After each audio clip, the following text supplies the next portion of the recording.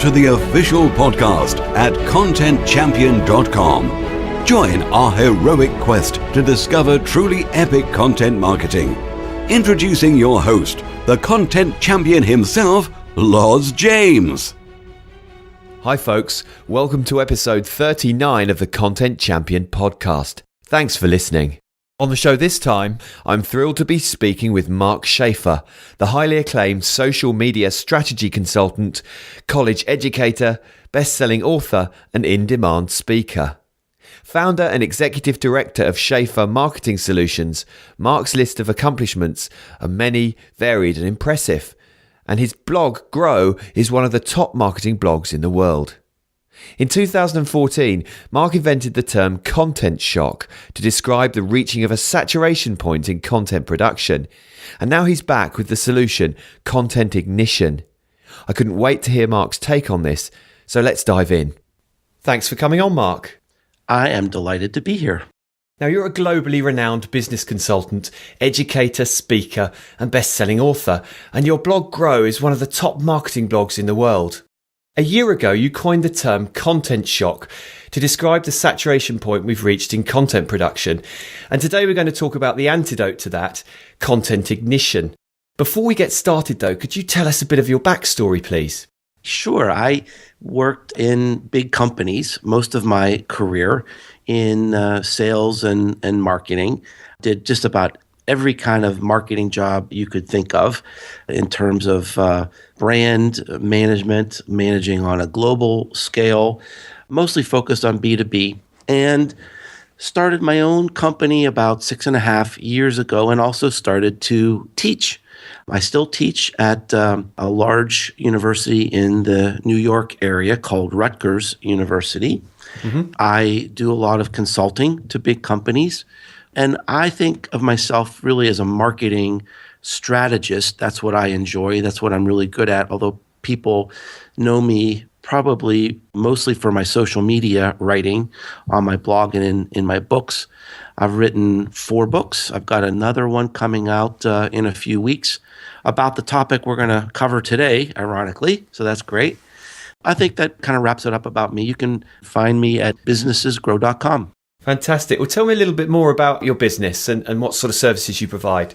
Well, I do a couple of different things. The main thing that I do is I'll work with large companies, it's usually large companies, on marketing strategy, starting with research and data and investigation and coming up with marketing strategies that may or may not be social media related.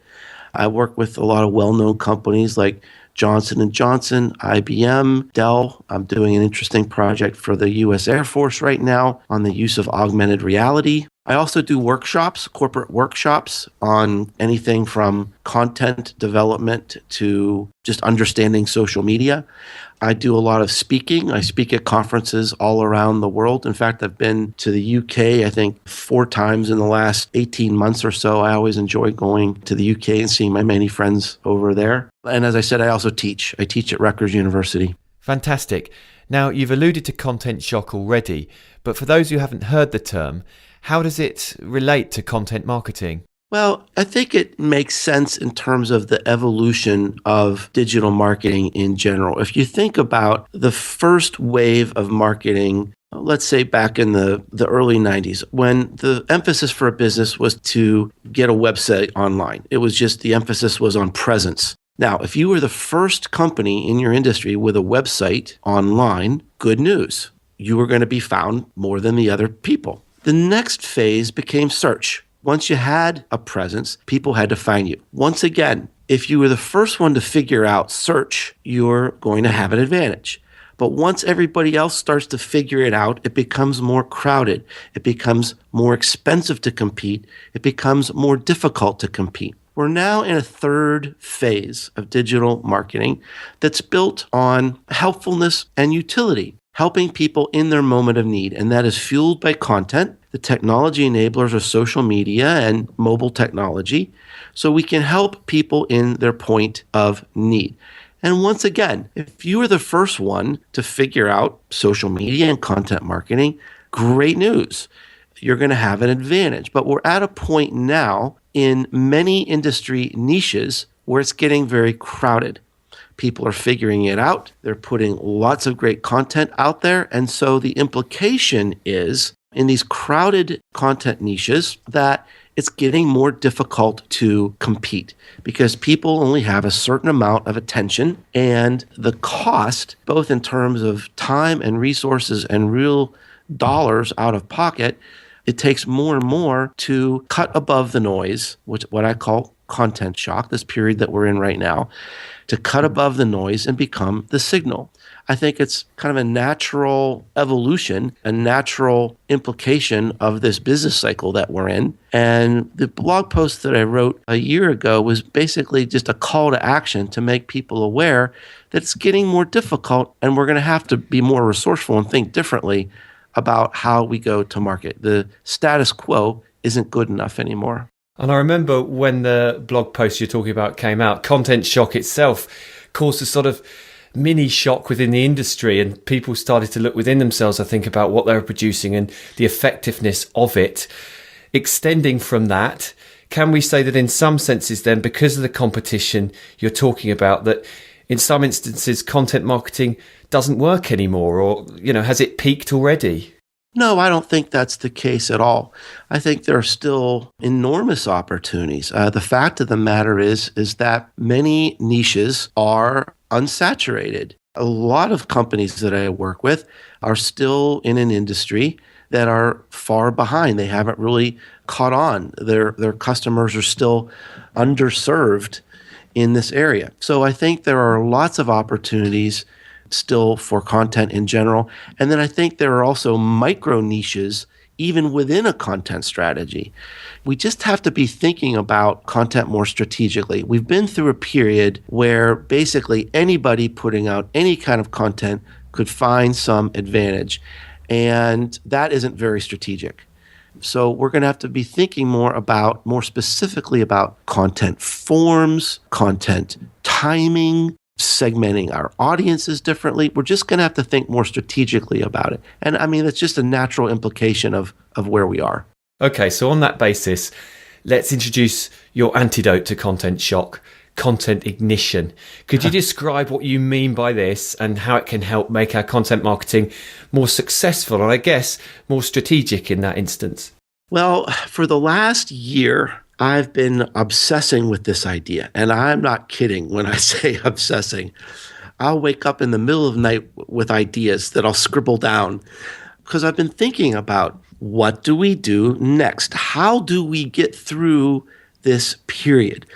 What does strategy mean? And so I think there are a couple of different ways to look at it. Number one is what I started to talk about is thinking about our content in a more strategic way in terms of what are we producing, refining perhaps what we're producing, reconsidering where it's appearing, how often it's appearing, who we're actually trying to appeal to. So in this very, very information-dense world, we have to think more carefully and use data in different ways to refine what we're doing instead of just putting our content out there with a shotgun hoping it'll hit something. We have to make it like a laser so that we're spending our resources wisely. The other thing that you hinted at is this idea of content ignition. And I think this is the missing link. It's the new conversation we need to be having, because until this point, basically the view of content marketing has been focused on creating great content, and we still need to be there, by the way. We can't abandon that.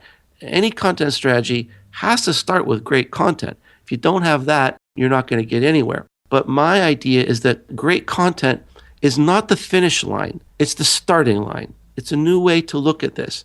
And that simply having great content and building an audience isn't enough. The content doesn't create any value unless it moves. And if people aren't seeing it and engaging with it and sharing it, which is what I call ignition, then we're really suboptimizing the value of the content. And as a matter of fact, if the content doesn't move, there is no value to the content. It would be the same as having a great movie script and locking it in a vault? If nobody sees it, what's the value of it? So the focus of my book, and I think the focus of where the conversation needs to be, is how do we get our content to move? So I studied this very intensely for a year. As I said, I literally obsessed with this, but I was determined to figure this out. I was determined to figure out what is the code? What is this secret formula? Why does some content ignite and other times it doesn't? And I started looking at these different case studies for clues. And I came up with some very surprising things. One concept is that I think might be surprising to people is that sharing content is a very intimate experience. When you really get into the psychology and sociology of why people share, why they choose to ignite, it's an expression of self-identity. They're showing something about themselves. Sharing the content, it's like buying a brand of clothing or driving a certain type of car. It says something about you. It's also a very generous act of community and caring. Another big driver of ignition is caring for other people. You want to help them. You want to solve problems in some way. Maybe you want to make the world better in some little way by sharing content. And then the third idea is that sometimes it has nothing to do with the content at all, and everything to do with the person, the brand, or the company creating the content. That there are certain heroic brands I talk about in the book, which will be out in about 3 to 4 weeks. The book is called The Content Code. And there are certain heroic brands where it doesn't matter what the content is. They don't have to create epic content. That we have this very close emotional tie and relationship to a person or a brand. And so we are going to share that content because we care about this person so much. So it's quite interesting, isn't it? That sometimes content marketing has nothing to do with the content and everything to do with the emotion behind it. I became so mesmerized and immersed in this new way to view content, and I'm so excited by the book. It's the best work I've done, I think.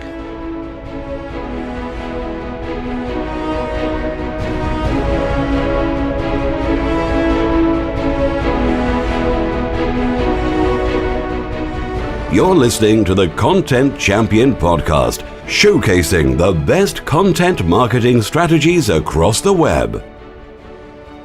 We're back with Mark Schaefer. If we're looking on a strategic business level, making a business case for content marketing, then I guess it's squaring the circle, isn't it, between those reasons people share your content to your own business objectives. And as you say, you have to have a good strategy in place. Otherwise, the content you share won't have any relevance. Is that how you see it? Well, I think that when people read the book, they're going to come to this significant realization, I hope, that people don't share content for financial reasons. They don't really share content necessarily for economic reasons.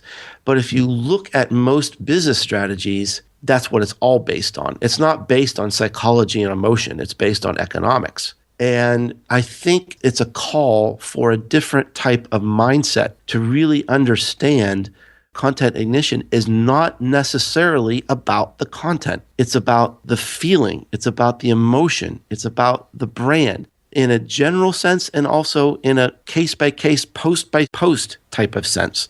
Now, I want to emphasize this sounds all very high level and philosophical, but the book is also filled with hundreds, literally hundreds of practical ideas that any business can apply. Okay, let's look at some of those. There's a lot of research out there to indicate what helps this content ignite. So a few things that I discovered is the emotional tone of an article, that a positive tone in an article is more likely to spread than something that's negative. Now, the content itself might be the same, but you might be able to improve, maybe even double or triple the ability of this content to move if you have a positive tone to the headline versus a negative tone to the headline. Another thing that helps ignite content, which I really was wrong about for a lot of years, is the length of the content. This has been shown by several independent studies, one of them conducted by the New York Times, that shows that longer content, over 2,000 words, has the opportunity to be shared 10 times greater than content that's under 1,000 words. Now, that means you have to put a lot more work into it. It still has to be excellent. It can't be 2,000 words of fluff. It has to be 2,000 words of solid content and research and things that are helpful and useful and entertaining. So it still has to be excellent. But again, if you think about this, people don't want to share something short and fluffy. People generally don't share. There's this analysis that showed that people will only retweet 1 out of every 318 tweets that they see. So this is a special act. This is not something that's trivial. This is not something that's random. This is a very mindful, emotional decision to share. And people want to share something that's substantial, that's really useful and says something about them. I mean, I've had a focus on shorter blog posts because I figured out, well, people, they don't have time to read. I want to respect the time that they have to read. And I think I'm still going to have a mix of shorter posts and longer posts, but it kind of changed my thinking around my strategy that maybe I need to do things that are more in depth and maybe not be afraid of that because it will ignite the content. That Twitter stat is amazing because it's a real compliment, isn't it, when someone retweets something that you've put out there? It really is. It's an acknowledgement. It's a sign of trust. I have examples in the book that show it's even a sign of affection and love. Love is a word that we don't really use in business too much, but I think that people do love businesses. They do love brands. They do love certain content creators. And I interviewed nearly 100 different people for this book. And the word that I kept coming up with over and over again was trust. I share because I trust this. I trust this content. I trust this research. I trust this person. There's a quote in the book from a person that says, I share everything that you write because I trust you. I know you will never let me down, that you're creating content that is not going to confuse people. It's going to be aligned with my values. So again, is this a word that we have front and center in our content strategies? Are we still thinking about SEO and keywords and promotion and distribution? Or are we thinking about trust, building trust? I mean, a lot of people would indicate that's the most important thing. That's the place to start. And if people don't start with trust, are we looking at, this is a paradigm shift, really, what you're saying. Are we looking at people in businesses that aren't trusted, who aren't being agile with their content ignition, being left behind? Well, I think that's absolutely one of the dangers, especially because if you look at every piece of research about the millennials, this is a generation that is the least trusting generation of all. This is a generation that doesn't trust big companies and brands, but they trust each other. They can sniff out a fake in 140 characters. They have a very keen sense of authenticity, of finding the people and the brands and the businesses that are truthful. So I think that sadly, trust may be a point of differentiation. And I think one of the things we have to think about is how do we infuse not just honesty, but radical honesty in our businesses and in the way that we communicate with our customers.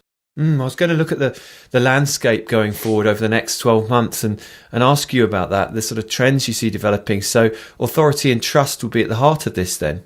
Well, when you think about it, it always has been. Long before social media, long before the internet, long before even advertising, we bought from people that we trusted in our villages, in our marketplaces, when we would go to find goods, when we hired someone to perform some service for us.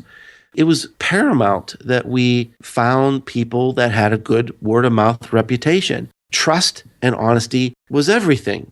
You didn't have buzz. You didn't have PR spin.